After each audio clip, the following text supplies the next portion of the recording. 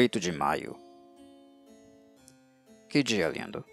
Passei toda a manhã deitado na relva, na frente da minha casa, sob o enorme plátano que a cobre, a abriga e a sombreia por inteiro. Gosto desse lugar, e gosto de viver aqui porque aqui tenho minhas raízes, essas profundas e delicadas raízes que prendem o homem na terra em que nasceram e morreram seus ancestrais, que o prendem ao que se pensa e ao que se come, aos usos e aos alimentos, às locuções orais, às entonações dos camponeses, aos cheiros do solo, das aldeias e do próprio ar.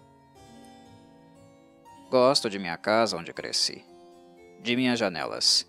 Vejo o Sena que corre ao longo de meu jardim, atrás da estrada, quase dentro de casa, o grande e largo Sena que vai de Rouen ao Havre, coberto de barcos que passam. À esquerda, ao longe, Rouen, a grande cidade de telhados azuis, sob a multidão pontuda dos campanários góticos. Eles são incontáveis, frágeis ou amplos, dominados pela flecha metálica da catedral e cheios de sinos que batem no ar azul das belas manhãs, enviando-me seu suave e longínquo burburinho de ferro, seu canto de bronze que a brisa me traz, ora mais forte, ora mais fraco, conforme ela desperta ou cochila. Como estava bonita aquela manhã! Por volta das 11 horas, um longo comboio de navios puxados por um rebocador, do tamanho de uma mosca e que resmungava de dor vomitando uma fumaça espessa, desfilou diante de minha grade. Depois de 2 escunas inglesas, cujo pavilhão vermelho ondulava ao céu, vinha uma esplêndida barca brasileira de 3 mastros, toda branca, admiravelmente limpa e reluzente. Saudei-a, não sei porquê. Tão grande foi o prazer que me deu a visão daquele navio. 12 de maio. Estou com um pouco de febre há alguns dias. Sinto-me adoentado, ou talvez me sinta triste. De onde vêm essas influências misteriosas que transformam em desânimo nossa felicidade e nossa confiança em angústia? Dir-se-ia que o ar invisível, está cheio de forças desconhecidas, cuja misteriosa proximidade nos afeta. Acordo cheio de alegria, com vontades de cantar em minha garganta. Por quê? Desço o curso da água e de repente, depois de um curto passeio, volto desolado, como se alguma infelicidade me aguardasse em casa. Por quê? Será um arrepio de frio que, roçando minha pele, abalou meus nervos e me sombreou a alma? Será a forma das nuvens, ou a cor do dia, ou a cor das coisas, tão variável, que passando pelos meus olhos perturbou meu pensamento? Sabe-se lá. Tudo o que nos cerca, tudo o que vemos sem olhar, tudo o que roçamos sem conhecer, tudo o que tocamos sem apalpar, tudo o que encontramos sem distinguir, exerce sobre nós, sobre nossos órgãos e através deles, sobre nossas ideias, sobre nosso próprio coração, efeitos rápidos, surpreendentes e inexplicáveis. Como é profundo esse mistério do invisível! Não conseguimos sondá-lo com nossos sentidos miseráveis, com nossos olhos que não sabem perceber nem o muito pequeno nem o muito grande, nem o muito perto nem o muito longe, nem os habitantes de uma estrela, nem os habitantes de uma gota d'água. Com nossos ouvidos que nos enganam, pois nos transmitem as vibrações do ar em notas sonoras, são fadas que fazem o milagre de transformar em ruído o movimento, e por tal metamorfose fazem nascer a música, que torna cantante a agitação muda da natureza. Com nosso olfato, mais fraco do que o do cão, com nosso paladar, que mal consegue determinar a idade de um vinho. Se tivéssemos outros órgãos que realizassem a nosso favor outros milagres, quantas coisas poderíamos ainda descobrir ao nosso redor. 16 de maio. Decididamente estou doente. Eu estava tão bem o mês passado. Estou com febre, uma febre atroz, ou melhor dizendo, um abatimento febril, que faz minha alma sofrer tanto quanto meu corpo.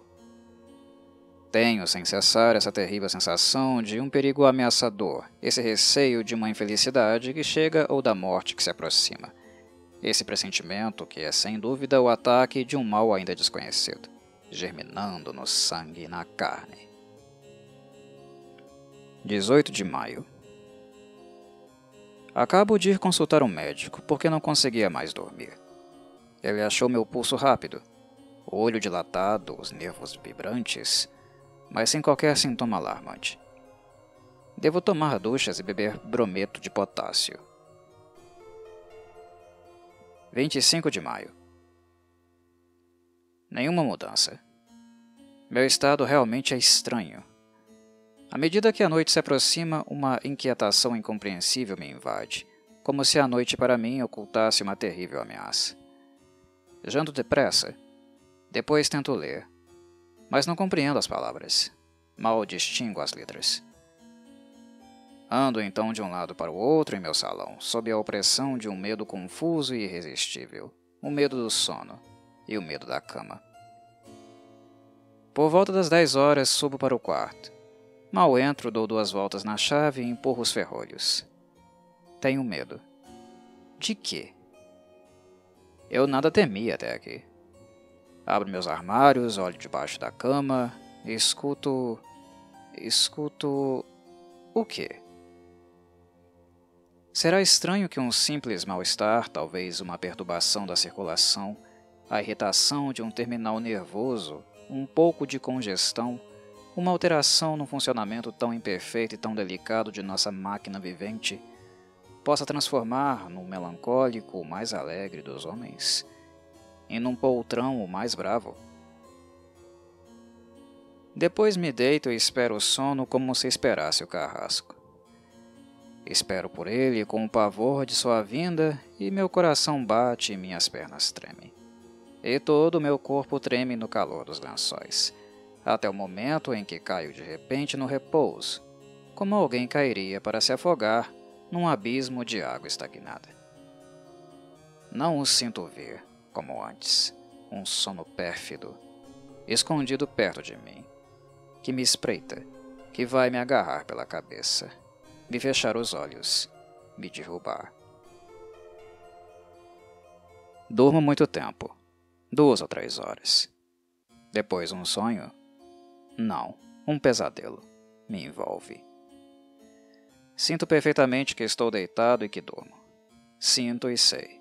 E sinto também que alguém se aproxima de mim, me olha, me apalpa, sobe em minha cama, se ajoelha sobre meu peito, agarra meu pescoço entre as mãos e aperta.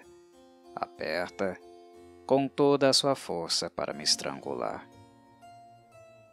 Eu me debato, preso por aquela impotência atroz, que nos paralisa nos sonhos. Quero gritar, não consigo. Quero me mexer, não consigo. Tento, num esforço horroroso, ofegando me virar, derrubar aquele ser que me esmaga e me sufoca. Não consigo. E de repente acordo, apavorado, coberto de suor. Acendo uma vela. Estou sozinho. Depois dessa crise, que se renova todas as noites, durmo afinal, com calma, até a aurora. 2 de junho.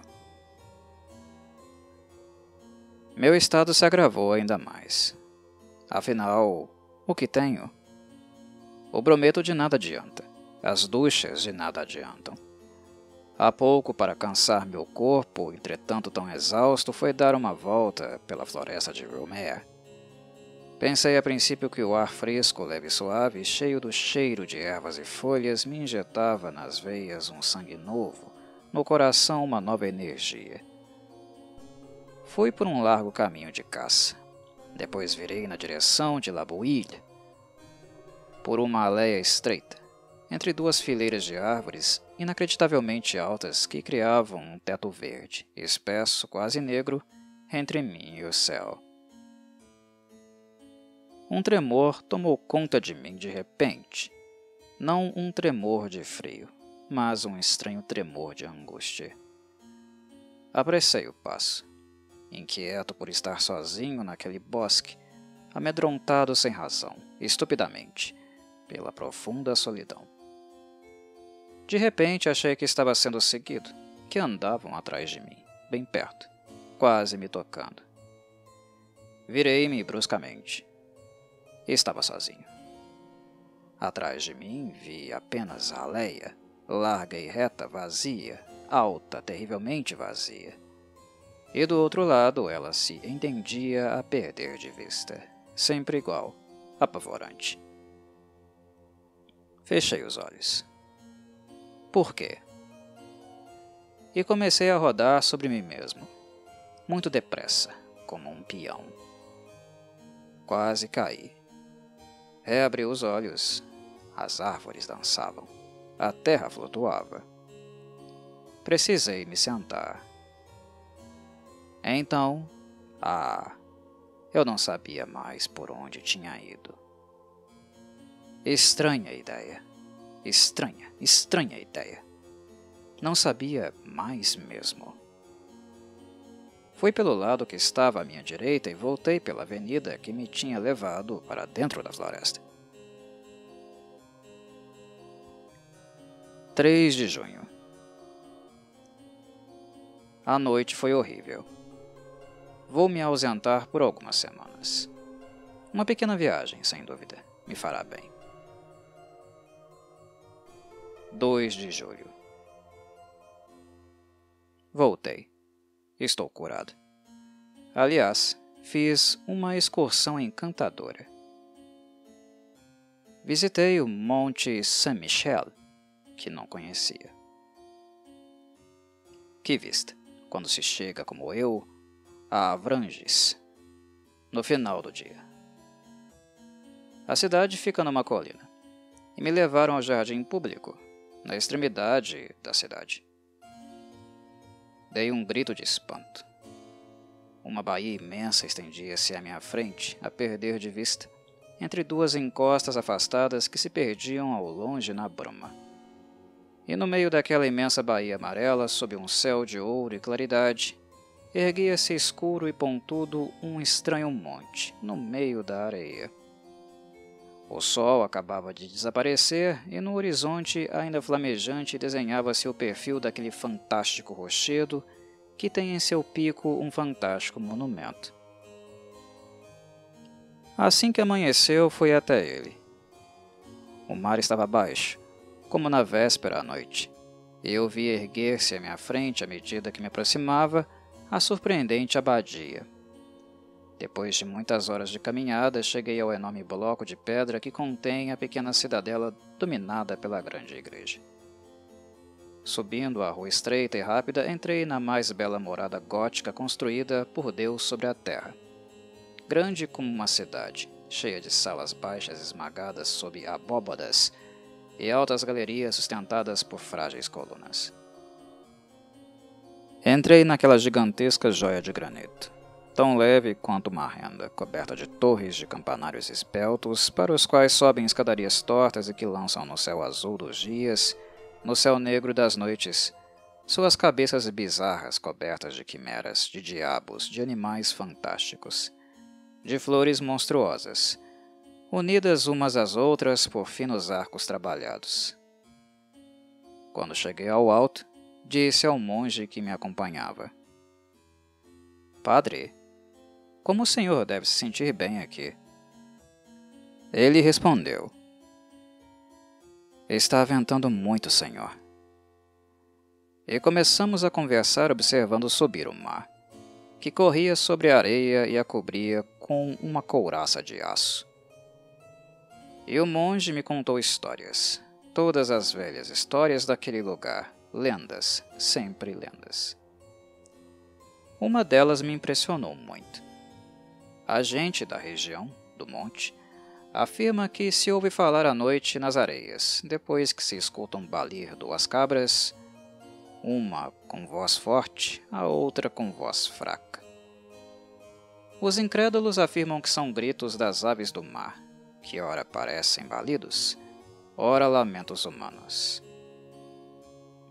Mas os pescadores atrasados juram ter encontrado vagando sobre as dunas, entre duas marés, ao redor da cidadezinha assim atirada longe do mundo, um velho pastor, do qual jamais se vê a cabeça coberta por seu manto, que conduz, andando à frente deles, um bode com cara de homem e uma cabra com cara de mulher, ambos com longos cabelos brancos e falando sem parar, discutindo numa língua desconhecida e depois, de repente, deixando de gritar para balir com todas as suas forças. Perguntei ao monge: "O senhor acredita?" Ele murmurou: "Não sei." E insisti: "Se houvesse sobre a terra outros seres além de nós, como não os conheceríamos há muito tempo? Como o senhor não os teria visto? Como eu não os teria visto?" Ele respondeu: "Será que vemos a centésima milésima parte do que existe? Veja, aí está o vento, que é a maior força da natureza, que derruba os homens, abate os prédios, desenraiza as árvores, suspende o mar em montanhas de água, destrói os penhascos e atira nas rochas os grandes navios, o vento que mata, que assobia, que geme, que ruge. Já o viu e consegue vê-lo? Mas ele existe." Calei-me diante desse raciocínio simples. Aquele homem era um sábio, ou talvez um tolo. Não saberia afirmá-lo com certeza, mas calei-me. No que ele estava dizendo, eu havia pensado muitas vezes. 3 de julho. Dormi mal. Com certeza há aqui uma influência febril, pois meu cocheiro sofre do mesmo mal que eu. Ao voltar para casa ontem, percebi sua estranha palidez. Perguntei: "O que tem já?" "Tenho é que não consigo mais descansar, senhor. São minhas noites que comem meus dias. Desde que o senhor partiu, isso me persegue como um feitiço." Os outros criados vão bem, entretanto, mas tenho muito medo de uma recaída. 4 de julho. Decididamente é uma recaída. Meus antigos pesadelos estão de volta. Essa noite senti alguém acocorado em cima de mim e que, com a boca na minha, bebia minha vida entre meus lábios. Sugava da minha garganta, como teria feito uma sanguessuga. Depois se levantou saciado, e eu acordei tão mortificado, alquebrado, enfraquecido, que não conseguia mais me mexer. Se isso continuar por mais alguns dias, com certeza partirei outra vez. 5 de julho. Será que perdi o juízo? O que aconteceu a noite passada é tão estranho que minha cabeça se perde quando penso. Como faço agora todas as noites, eu tinha fechado minha porta à chave. Depois, com sede, bebi meio copo d'água, e por acaso percebi que a garrafa estava cheia até a rolha de cristal. Deitei-me a seguir e caí num de meus sonhos apavorantes, do qual fui tirado ao fim de mais ou menos 2 horas por uma sacudidela ainda mais terrível. Imaginem um homem que dorme, que está sendo assassinado, e que acorda com uma faca no pulmão, e que estertora coberto de sangue, e que não consegue mais respirar, e que vai morrer e que não compreende. É isso. Tendo recobrado a razão, senti sede outra vez. Acendi uma vela e fui até a mesa sobre a qual estava minha garrafa. Levantei-a, inclinando-a sobre meu copo. Nada escorreu. Estava vazia. Estava completamente vazia. No início, nada compreendi. Depois, de repente, senti uma emoção tão terrível que precisei me sentar, ou melhor, caí sobre uma cadeira. Depois me ergui num salto para olhar à minha volta. Depois voltei a sentar, desesperado de espanto e medo, diante do cristal transparente. Eu o contemplava, com os olhos fixos, tentando adivinhar. Minhas mãos tremiam. Beberam aquela água? Quem? Eu? Eu, com certeza. Só poderia ter sido eu. Então, eu era sonâmbulo. Eu vivia, sem saber, aquela dupla vida misteriosa que faz pensar se existem dois seres em nós. Ou se um ser estranho, desconhecível e invisível anima às vezes, quando nossa alma está bloqueada, nosso corpo cativo que obedece àquele outro, como se a nós mesmos mais que a nós mesmos. Ah, quem compreenderá minha angústia abominável? Quem compreenderá a emoção de um homem são de espírito, bem desperto, em plena razão, e que olha apavorado através do vidro de uma garrafa um pouco de água desaparecida enquanto ele dormia? E fiquei ali até o raiar do dia, sem ousar voltar à minha cama. 6 de julho. Estou ficando louco. Outra vez beberam toda a minha garrafa essa noite. Ou melhor, eu a bebi. Mas fui eu? Fui eu? Quem terá sido? Quem? Ah, meu Deus, estou ficando louco. Quem irá me salvar? 10 de julho. Acabo de fazer constatações surpreendentes. Decididamente estou louco. Ainda assim. Dia 6 de julho, antes de deitar, coloquei em minha mesa vinho, leite, água, pão e morangos. Beberam, eu bebi, toda a água e um pouco de leite. Não tocaram no vinho, nem no pão, nem nos morangos. Dia 7 de julho, refiz a mesma experiência, que deu o mesmo resultado. Dia 8 de julho, suprimi a água e o leite. Em nada tocaram. Dia 9 de julho, finalmente, recoloquei sobre a mesa apenas a água e o leite, mas tendo o cuidado de enrolar as garrafas em lenços de musselina branca e amarrar as tampas com um barbante. Depois esfreguei meus lábios, minha barba, minhas mãos com grafite e me deitei. O sono invencível me dominou, logo seguido pelo despertar atroz. Eu não me mexera. Meus próprios lençóis não tinham marcas. Corri até a mesa. Os lenços fechando as garrafas continuavam imaculados. Soltei os cordões, palpitando de medo. Tinham bebido toda a água. Tinham bebido todo o leite. Ah, meu Deus! Vou para Paris daqui a pouco. 12 de julho. Paris. Então eu tinha perdido o juízo nos últimos dias. Devo ter sido o joguete de minha imaginação exacerbada, a menos que seja realmente sonâmbulo, ou que tenha sofrido uma dessas influências constatadas, mas até agora inexplicáveis, que são chamadas de sugestões.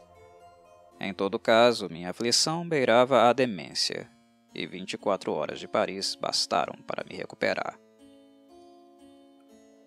Ontem, depois de compras e visitas que me fizeram correr na alma um ar novo e vivificante, terminei minha noite no Théâtre Français. Representava uma peça de Alexandre Dumas Filho, e aquele espírito alerta e enérgico acabou de me curar. Com certeza a solidão é perigosa para as inteligências que trabalham.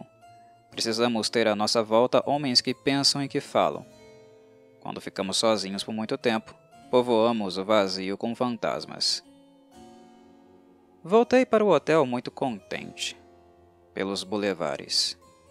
Em contato com a multidão, eu pensava, não sem ironia, nos meus terrores, nas minhas suposições da semana passada, pois acreditei, que um ser invisível habitava sob meu teto. como nossa cabeça é fraca e se angustia e se perde depressa, quando nos vemos confrontados com um pequeno acontecimento incompreensível. Em vez de concluirmos com estas simples palavras, não compreendo porque a causa me escapa, imaginamos imediatamente mistérios aterradores e poderes sobrenaturais. 14 de julho. Festa da República. Passeei pelas ruas. Os estrondos e as bandeiras me divertiam como a uma criança. E olhem que é muito idiota ser feliz com data marcada, por decreto do governo. O povo é uma manada imbecil, ora estupidamente paciente, ora ferozmente revoltada. Dizem, divirta-se. Ele se diverte. Dizem, vai lutar com o vizinho. Ele vai lutar. Dizem, vote a favor do imperador. Ele vota a favor do imperador. Depois lhe dizem, vote a favor da república. E ele vota a favor da república. Os que governam são idiotas também, mas em vez de obedecer a homens, obedecem a princípios, que só podem ser ingênuos, estéreis e falsos, pelo fato mesmo de serem princípios, ou seja, ideias consideradas certas e imutáveis, nesse mundo no qual não se tem certeza de coisa alguma, já que a luz é uma ilusão, já que o ruído é uma ilusão. 16 de julho. Vi ontem coisas que me perturbaram muito. Eu estava jantando em casa de minha prima, a senhora Sablé, cujo marido comanda o 76º Batalhão de Infantaria em Limoges. Estava em sua casa com duas mulheres jovens, uma das quais casou-se com um médico, o Dr. Parra, que lida muito com as doenças nervosas e manifestações extraordinárias atualmente reveladas pelas experiências com o hipnotismo e a sugestão. Ele nos falou longamente a respeito dos resultados prodigiosos obtidos pelos sábios ingleses e pelos médicos da escola de Nancy. Os fatos que narrou me pareceram tão estranhos que me declarei absolutamente incrédulo.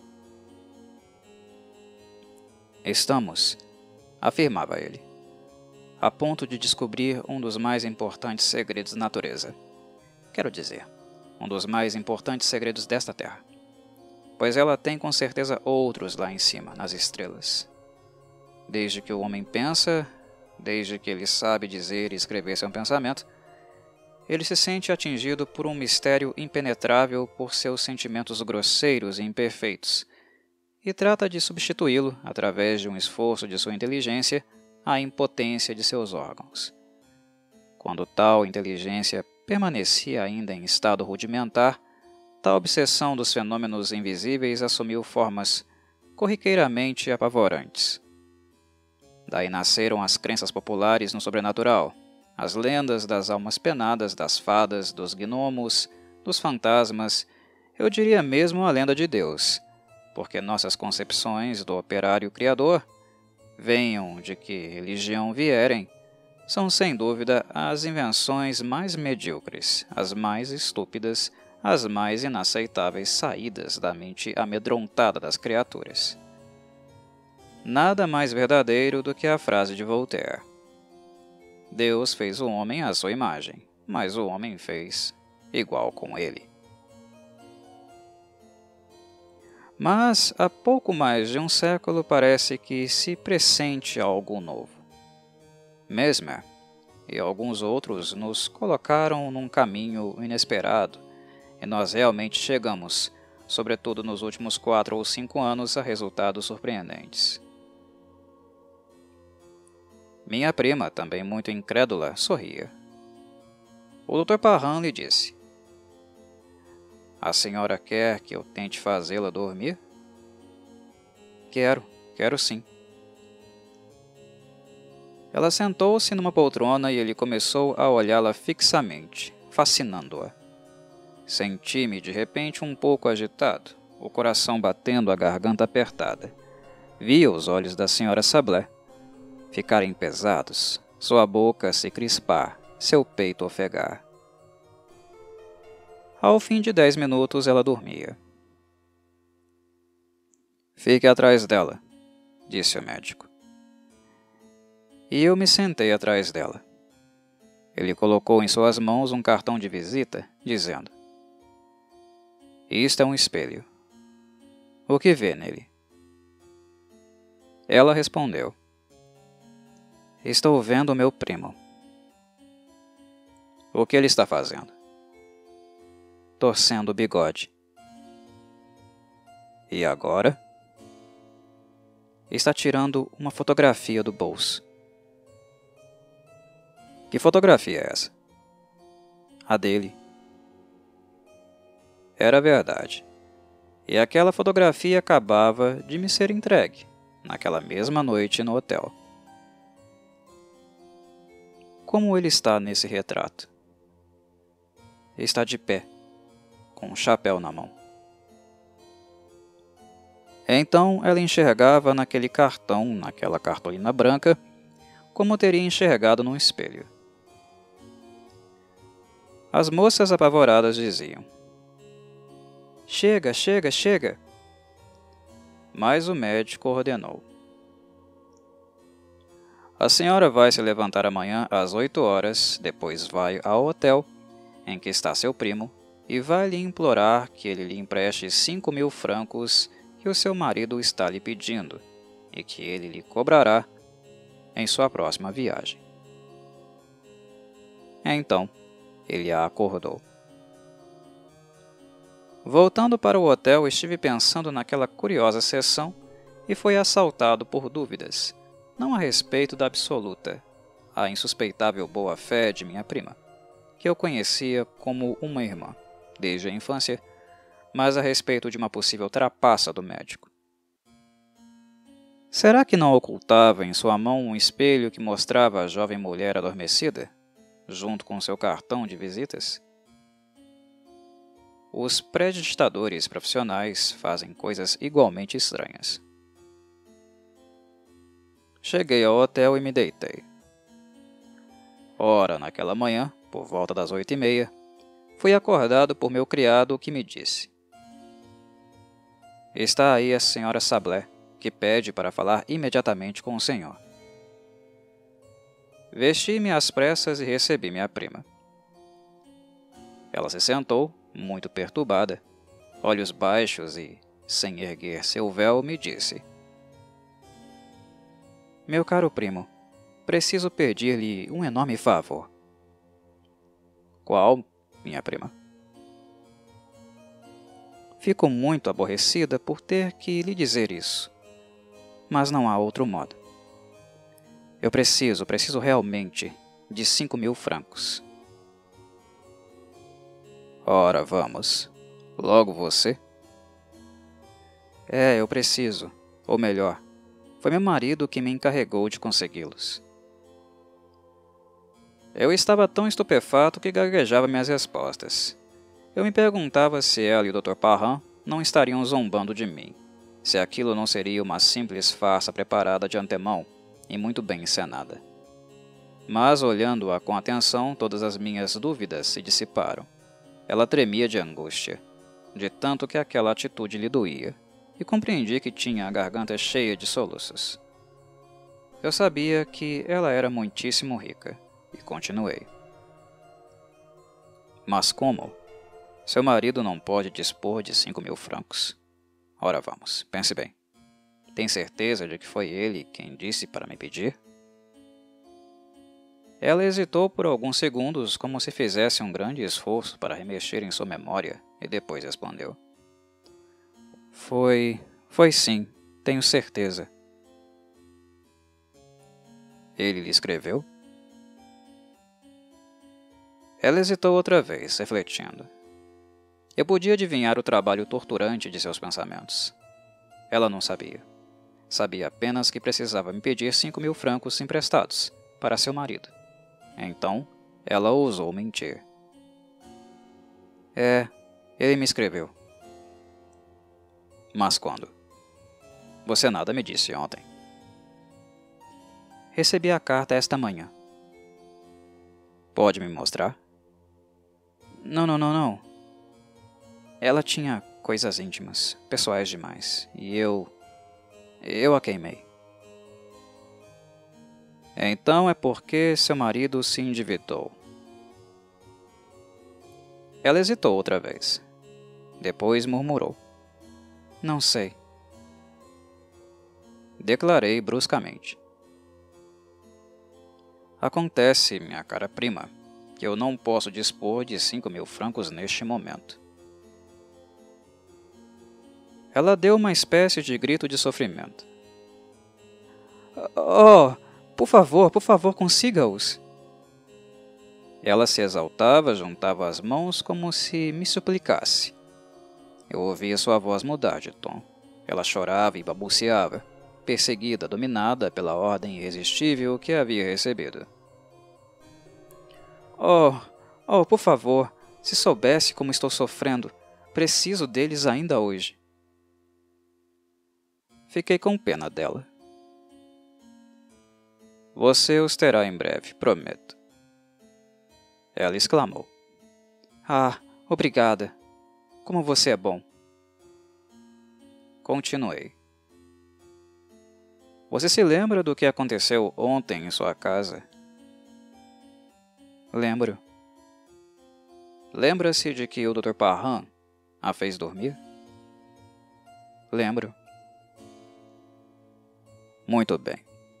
Ele lhe ordenou que viesse hoje de manhã me pedir 5.000 francos emprestados, e você está agora obedecendo a essa sugestão. Ela refletiu por alguns segundos e respondeu. Mas se é meu marido quem os pede... Durante 1 hora tentei convencê-la, mas não consegui. Quando ela saiu, corri até o médico. Ele ia sair e me ouviu sorrindo. Acredita agora? Mas é claro, tenho que acreditar. Vamos até a casa de sua parente.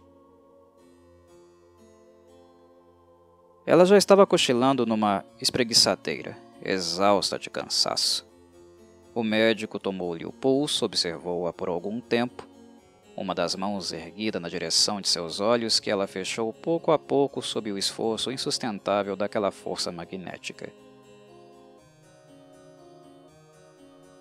Quando ela dormiu, seu marido não precisa mais de 5.000 francos. A senhora vai então se esquecer de que suplicou a seu primo que os emprestasse. E se ele lhe falar a respeito, a senhora não compreenderá. Então, ele a despertou. Tirei do bolso uma carteira.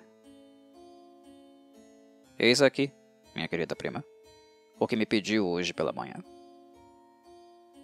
Ela ficou tão surpresa que não ousei insistir. Tentei, entretanto, reavivar-lhe a memória, mas ela negou com veemência. Achou que eu zombava dela, e no final, quase se zangou.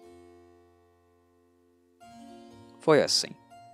Acabo de voltar para casa e não consegui almoçar. Tanto essa experiência me perturbou. 19 de julho. Muitas pessoas às quais contei essa aventura zombaram de mim. Não sei mais o que pensar. O sábio diz: pode ser? 21 de julho. Fui jantar em Bougival. Depois passei a noite no baile dos barqueiros. Decididamente, tudo depende dos lugares e dos ambientes. Acreditar no sobrenatural na ilha de Grenouillet seria o cúmulo da loucura. Mas no alto do monte Saint-Michel? Mas nas Índias? Sofremos terrivelmente a influência do que nos cerca. Voltarei para casa na semana que vem. 30 de julho. Voltei para casa ontem. Tudo vai bem.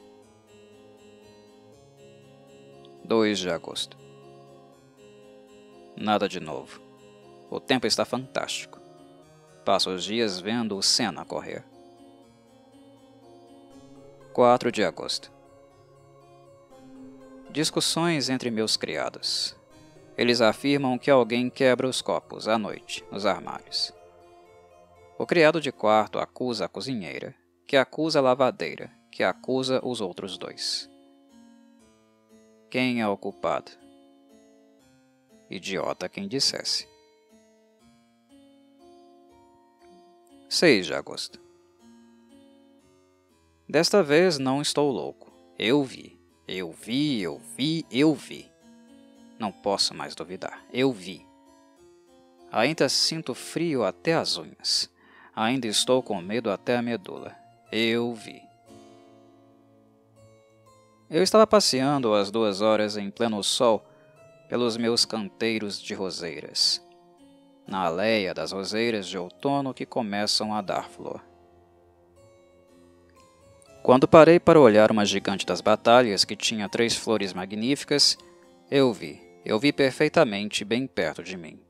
A haste de uma dessas rosas dobrar, como se uma mão invisível a entortasse, depois se quebrar, como se a mesma mão a tivesse colhido. Depois a flor se ergueu, descrevendo uma curva que teria feito um braço levando-a até uma boca, e ficou suspensa no ar transparente, sozinha, imóvel, apavorante mancha vermelha, a 3 palmos de meus olhos. Apavorado, joguei-me sobre ela para agarrá-la. Nada encontrei. Ela tinha desaparecido. Fui então tomado por uma cólera furiosa contra mim mesmo, pois não é possível que um homem razoável e sério tenha tais alucinações. Mas seria realmente uma alucinação? Eu me virei para procurar a haste e no mesmo instante a encontrei sobre o arbusto, recém-arrancada, entre as 2 outras rosas que ficaram no galho. Voltei então para casa com a alma em tumulto, porque estou certo agora, certo como da alternância dos dias e das noites, que existe perto de mim um ser invisível, que se nutre de leite e água, que pode tocar nas coisas, apanhá-las e mudá-las de lugar, dotado, por consequência, de uma natureza material, embora imperceptível para nossos sentidos, e que mora como eu, sob meu teto. 7 de agosto. Dormi tranquilo. Ele bebeu a água de minha garrafa, mas não perturbou meu sono. Pergunto-me se estou louco. Enquanto passeava há pouco em pleno sol, ao longo do rio, dúvidas me vieram a respeito de minha razão. Não dúvidas vagas como as que tive até agora, mas dúvidas precisas, absolutas. Já vi loucos. Conheci alguns que continuavam inteligentes, lúcidos, até mesmo clarividentes a respeito de todas as coisas da vida, exceto num ponto. Falavam de tudo com clareza, com facilidade, com profundidade, e de repente seu pensamento, tocando a armadilha de sua loucura, ali se desfazia em pedaços, se dispersava e afundava naquele oceano apavorante e furioso, cheio de ondas descontroladas, de brumas, de borrascas, que chamam de demência. Com certeza eu acharia que estou louco, completamente louco, se não estivesse consciente, se não conhecesse muito bem meu estado, se não o sondasse, analisando-o com total lucidez. Eu não passaria então de um alucinado capaz de raciocinar. Uma perturbação desconhecida teria acontecido em meu cérebro, uma dessas perturbações que hoje tentam consignar e explicar os fisiologistas. E tal perturbação teria aberto em meu espírito, na ordem, na lógica de minhas ideias, uma fenda profunda. Fenômenos semelhantes ocorrem no sonho que nos leva através das fantasmagorias mais inverossímeis, sem que com isso fiquemos surpresos, porque o aparelho verificador, o sentido do controle, está adormecido, enquanto a faculdade imaginativa está atenta e trabalhando. Não pode ser que, em mim, uma das imperceptíveis chaves do teclado cerebral esteja paralisada? Alguns homens, depois de acidentes, perdem a memória dos nomes próprios, ou dos verbos, ou dos números, ou apenas das datas. A localização de todos os componentes do pensamento está hoje provada. Ora, por que seria surpreendente que minha faculdade de controlar a ausência de realidade de certas alucinações estivesse nesse momento bloqueada? Eu pensava em tudo isso andando à beira d'água. O sol cobria de claridade o rio, tornava deliciosa a terra, enchia meu olhar de amor pela vida, pelas andorinhas, cuja agilidade é uma alegria para meus olhos, pelas folhagens da margem, cuja agitação é uma felicidade para meus ouvidos. Pouco a pouco, entretanto, um mal-estar inexplicável me ataca. Uma força aparecia, uma força oculta me envolvia, me paralisava, me impedia de ir adiante, me chamava para trás. Eu sentia aquela dolorosa necessidade de voltar para casa que nos oprime quando lá deixamos um doente querido e quando nos assalta o pressentimento de um agravamento de seu mal. Voltei então a contragosto, certo de que iria encontrar em casa uma má notícia, uma carta ou um recado. Nada havia. E fiquei mais surpreso e mais inquieto do que se tivesse outra vez tido alguma visão fantástica. 8 de agosto. Ontem passei uma noite horrível.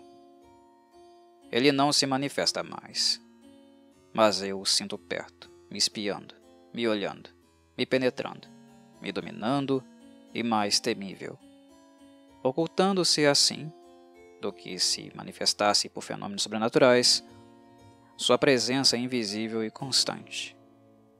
Ainda assim, dormi. 9 de agosto. Nada, mas estou com medo. 10 de agosto. Nada. O que vai acontecer amanhã? 11 de agosto. Ainda nada. Não consigo mais ficar em casa com esse medo e esse pensamento enraizados na minha alma. Vou embora. 12 de agosto, 10 horas da noite. Durante o dia todo eu quis ir embora, não consegui. Quis realizar esse ato de liberdade tão fácil, tão simples. Sair. Subir no carro para ir a Rouen. Não consegui. Por quê? 13 de agosto. Quando sofremos de determinadas doenças, todas as engrenagens do ser físico parecem quebradas, todas as energias esgotadas, todos os músculos frouxos, os ossos moles como a carne líquida como a água. Sinto isso em meu ser moral de um modo estranho e desolador. Não tenho mais qualquer força, qualquer coragem, qualquer domínio sobre mim, nenhum poder de colocar em movimento minha vontade. Não consigo mais querer, mas alguém quer por mim, e eu obedeço. 14 de agosto. Estou perdido. Alguém possui minha alma e a governa. Alguém ordena todos os meus atos, todos os meus movimentos, todos os meus pensamentos. Não sou mais nada em mim, nada além de um espectador escravo e apavorado com todas as coisas que faço. Quero sair, não consigo. Ele não quer e eu fico, desesperado, tremendo na poltrona onde ele me mantém sentado. Quero simplesmente me levantar, me erguer, para acreditar que sou senhor de mim mesmo. Não consigo. Estou preso a meu assento e meu assento adere ao chão, de um modo tal que nenhuma força nos levantaria. Então, de repente, é preciso que eu vá ao fundo do jardim colher morangos e comê-los. E eu vou. Colho morangos e os como. Ah, meu Deus, meu Deus, meu Deus. Existe um Deus? Se existir, liberte-me, salve-me, socorra-me, perdão, piedade, mercê, salve-me. Ah, que sofrimento, que tortura, que horror. 15 de agosto. Claro, eis como estava possuída e dominada minha pobre prima, quando veio me pedir 5.000 francos emprestados. Ela sofria de uma vontade estranha que entrara nela, como uma outra alma parasita e dominadora. Será que o mundo vai acabar? Mas aquele que me governa, quem é ele? Esse invisível. Esse desconhecido, essa alma penada de uma raça sobrenatural? Então, os invisíveis existem. Então, como desde a origem do mundo, eles ainda não se manifestaram de um modo preciso como fazem comigo. Eu nunca li qualquer coisa que se parecesse com o que aconteceu em minha casa. Ah, se eu pudesse deixá-la, se eu pudesse ir embora, fugir e não voltar, eu estaria salvo, mas não consigo. 16 de agosto. Hoje consegui escapar por 2 horas, como um prisioneiro que encontra aberta por acaso a porta de sua cela. Senti que estava de repente livre e que ele estava longe. Mandei depressa atrelar um cavalo e fui a Rouen. Ah, que alegria poder dizer a um homem que obedece: vá a Rouen. Mandei parar diante da biblioteca e pedi que me emprestassem o grande tratado do Dr. Hermann Herestals sobre os habitantes desconhecidos do mundo antigo e moderno. Então, ri a hora de subir em minha carruagem. Eu quis dizer, para a estação, e gritei. Eu não disse, eu gritei, com uma voz tão alta que os passantes se viraram. Para casa, e caí louco de angústia sobre o assento da viatura. Ele me encontrara e retomara. 17 de agosto. Que noite, que noite. E, no entanto, me parece que eu deveria me alegrar. Li até 1h da manhã. Hermann Herestals, doutor em Fisiologia e Teogonia, escreveu a história e as manifestações de todos os seres invisíveis que vagam em volta do homem ou são por ele sonhados. Descreve suas origens, seu território, sua força, mas nenhum deles se parece com o que me assombra. Dir-se-ia que o homem, desde que pensa, pressentiu e temeu um ser novo, mais forte que ele, seu sucessor neste mundo, e que, sentindo-o perto e não podendo prever a natureza desse senhor, criou, em seu terror, todo o povo fantástico dos seres ocultos, fantasmas vagos nascidos do medo. Então, tendo lido até 1h da manhã, fui depois me sentar junto à janela aberta para refrescar minha cabeça e meu pensamento no vento calmo da escuridão. O tempo estava bom. Fazia calor. Como eu teria gostado dessa noite antigamente. Nenhuma lua. As estrelas cintilavam trêmulas contra o fundo do céu negro. Quem habita esses mundos? Que formas, que seres vivos, que animais, que plantas há por lá? Que sabem mais do que nós aqueles que pensam nesses universos distantes? O que podem mais do que nós? O que veem eles que nós não conhecemos? Irá um deles um dia desses, atravessando o espaço, aparecer em nossa terra para conquistá-la, como os normandos atravessaram outrora o mar para escravizar povos mais fracos? Somos tão enfermos, tão desarmados, tão ignorantes, tão pequenos, nós aqui, sobre esse grão de lama que se desmancha numa gota d'água. Adormeci sonhando assim ao vento fresco da noite. Ora, tendo dormido cerca de 40 minutos, reabri os olhos sem fazer um movimento, desperto por não sei que emoção confusa e estranha. Nada a vi. No início, depois, de repente, pareceu-me que uma página do livro deixado aberto sobre a mesa acabava de virar sozinha. Nenhum sopro de ar entrara pela minha janela. Fiquei surpreso e esperei. Depois de mais ou menos 4 minutos, eu vi. É isso mesmo. Eu vi com meus olhos uma outra página se erguer e cair sobre a anterior, como se um dedo a houvesse folheado. Minha poltrona estava vazia, parecia vazia, mas compreendi que ele estava lá, ele, sentado em meu lugar, e que lia. Num pulo furioso, num pulo de animal revoltado, que vai estripar seu domador, Atravessei o quarto para pegá-lo, para agarrá-lo, para matá-lo. Mas a minha cadeira, antes que eu o atingisse, virou como se alguém fugisse diante de mim. A mesa oscilou, a lamparina caiu e apagou, e minha janela se fechou como se um malfeitor apanhado de surpresa se atirasse na noite, empurrando os batentes com as mãos. Então ele tinha fugido. Tinha sentido medo, ele, com medo de mim.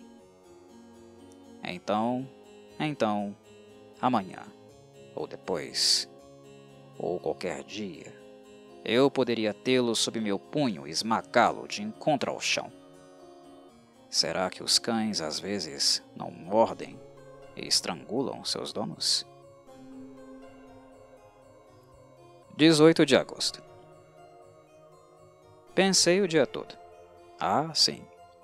Vou obedecer a ele, seguir seus impulsos, fazer todas as suas vontades, me fazer de humilde, submisso, covarde. Ele é o mais forte.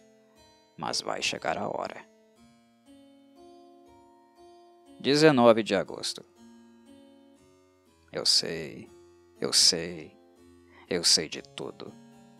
Acabo de ler isto aqui na revista do Mundo Científico. Uma notícia um tanto curiosa nos chega do Rio de Janeiro. Uma loucura, uma epidemia de loucura comparável às demências contagiosas que atingiram os povos da Europa da Idade Média, graça neste momento na província de São Paulo. Os habitantes apavorados deixam suas casas, desertam de suas aldeias, abandonam suas culturas, dizendo-se perseguidos, possuídos, governados como gado humano por seres invisíveis, embora tangíveis, espécies de vampiros que se alimentam de suas vidas durante o sono e que, além disso, bebem leite e água, sem parecer tocar em qualquer outro alimento. O professor Dom Pedro Henriques, acompanhado de diversos pesquisadores médicos, partiu para a província de São Paulo a fim de estudar in loco as origens e as manifestações dessa surpreendente loucura e de propor ao imperador medidas que lhe parecerão as mais adequadas a chamar à razão tais populações em estado de delírio.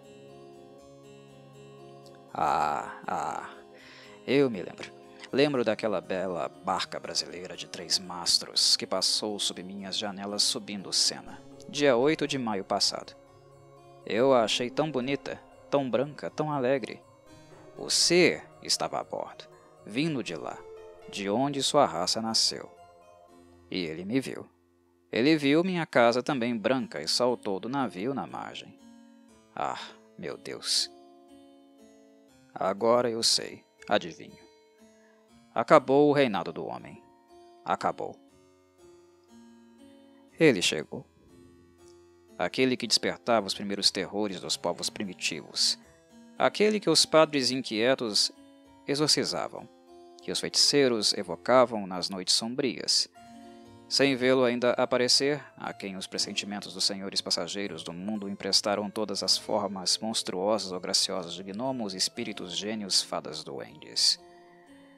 Depois das grosseiras concepções do pavor primitivo, homens mais perspicazes pressentiram-no com mais clareza.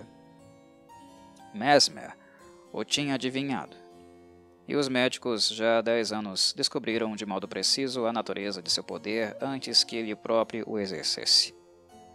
Eles brincaram com essa arma do novo senhor, a dominação de uma misteriosa vontade sobre a alma humana tornada escrava.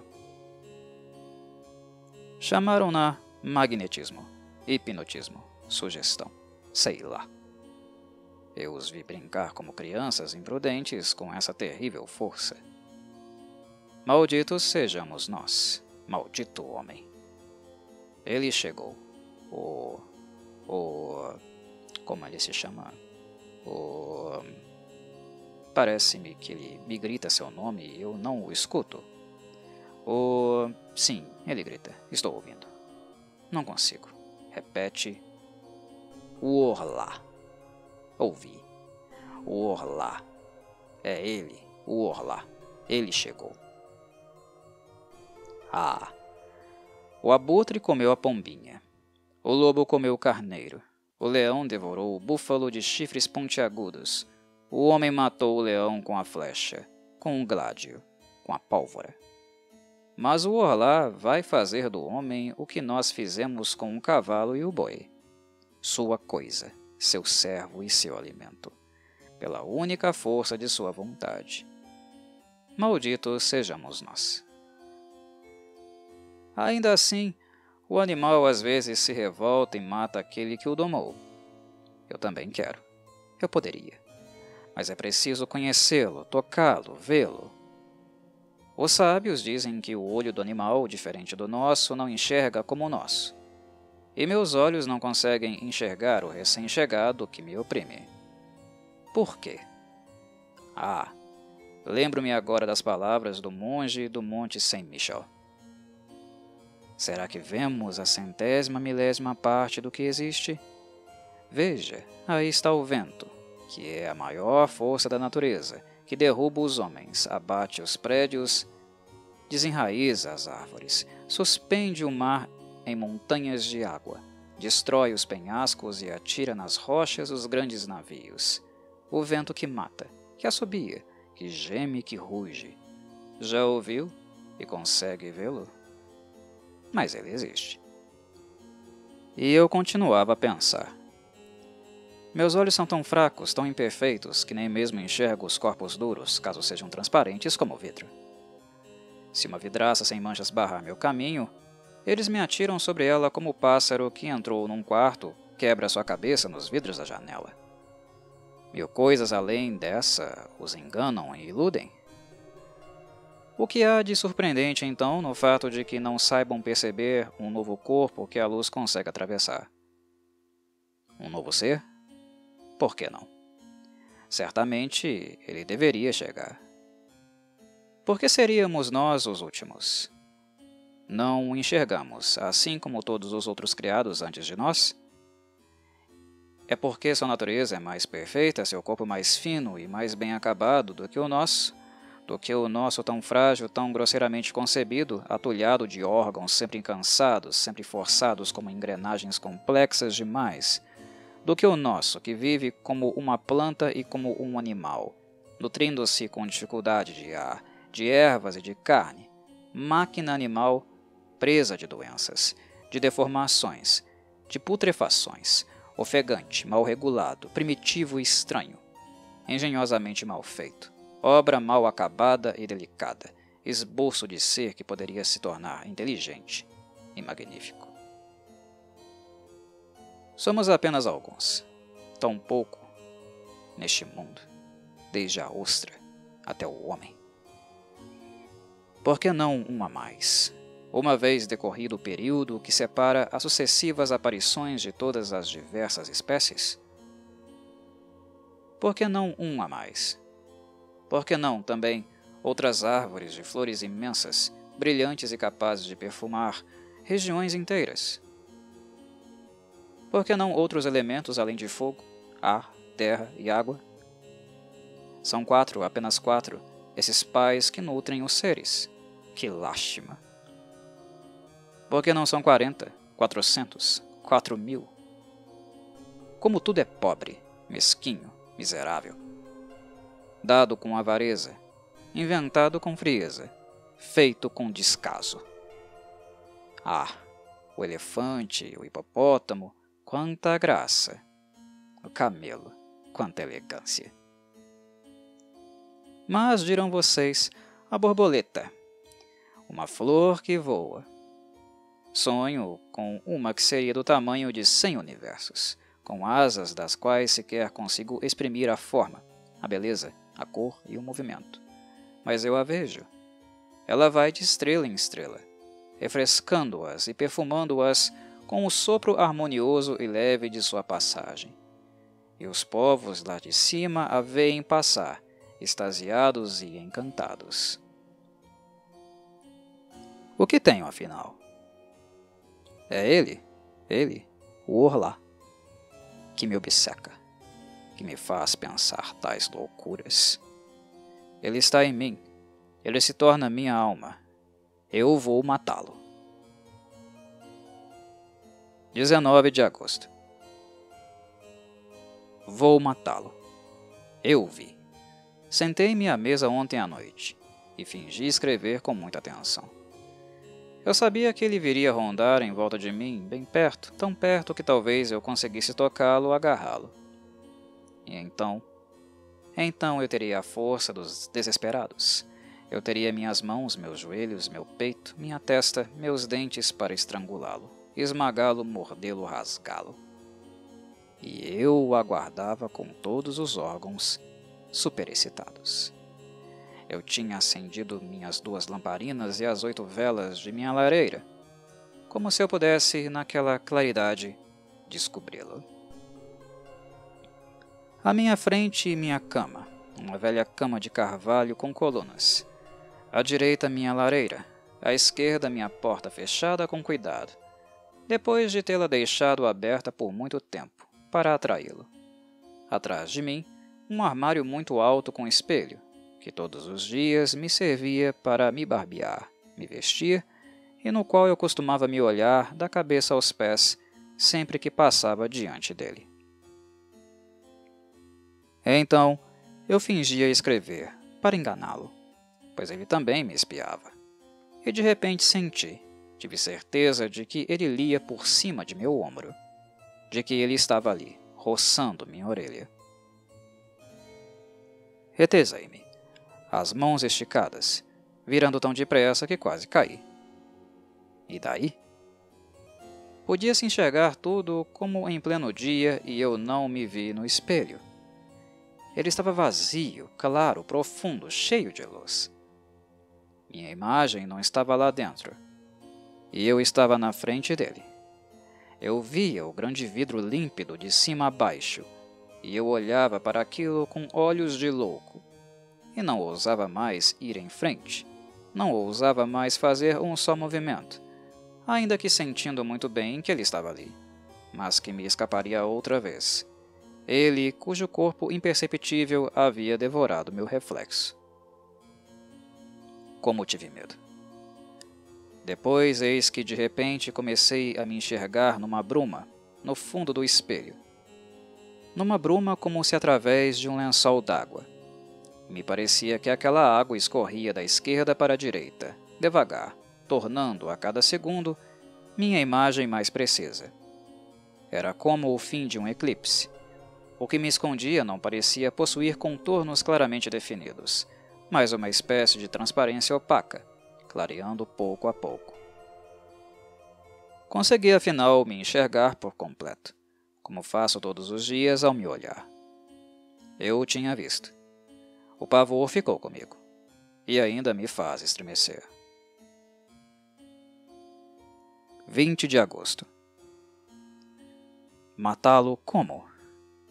Se não consigo atingi-lo? Veneno? Mas ele me veria misturando a água, e aliás, será que nossos venenos fariam efeito em seu corpo imperceptível? Não, com certeza não. E então? 21 de agosto. Mandei vir um serralheiro de Rouen e encomendei para meu quarto persianas de feno, como tem em Paris algumas residências particulares, no térreo, por receio de ladrões.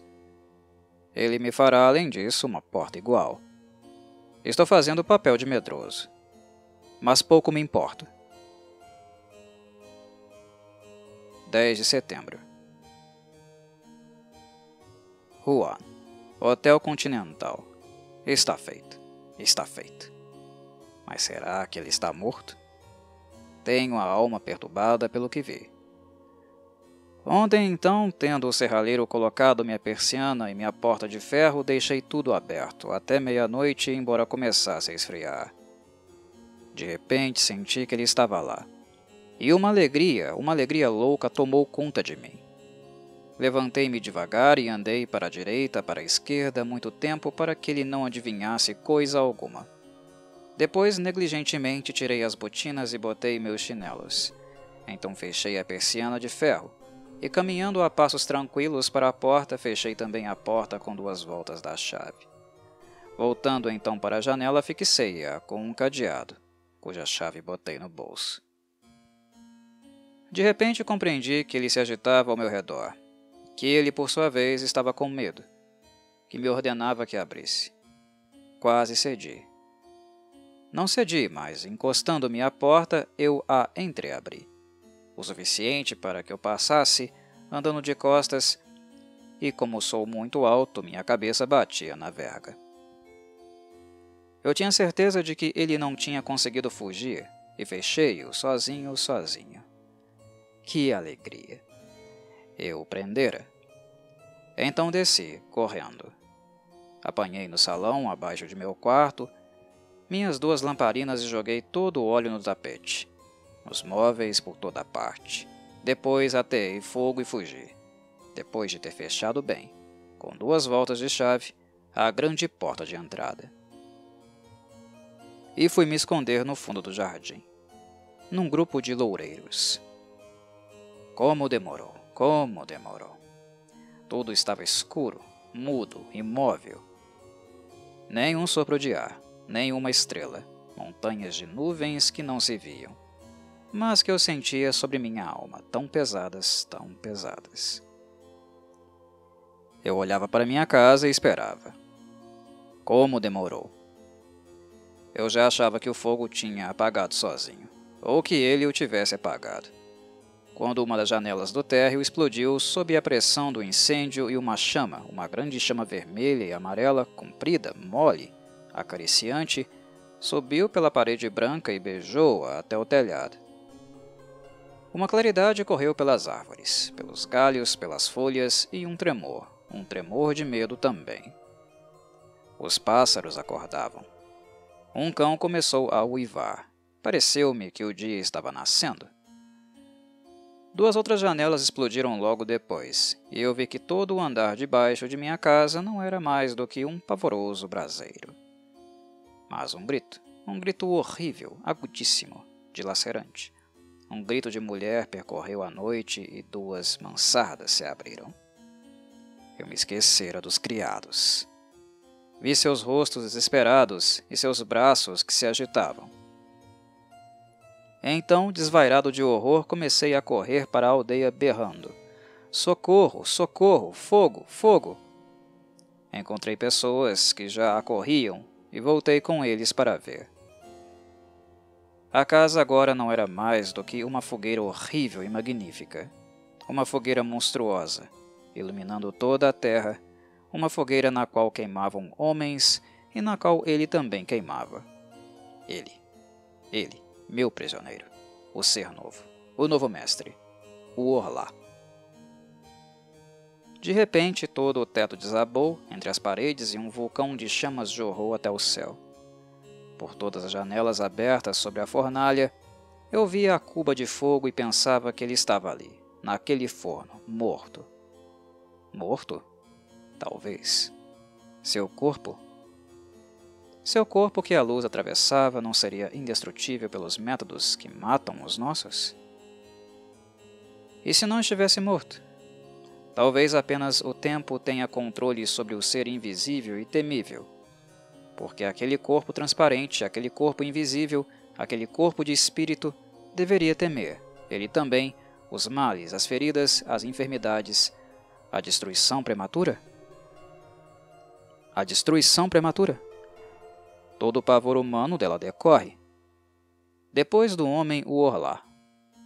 Depois daquele que pode morrer todos os dias, em todas as horas, em todos os minutos, por todos os acidentes, veio aquele que só deve morrer no seu dia, na sua hora, no seu minuto, porque alcançou o limite de sua existência. Não. Sem dúvida, ele não está morto. Então, vai ser preciso que eu me mate.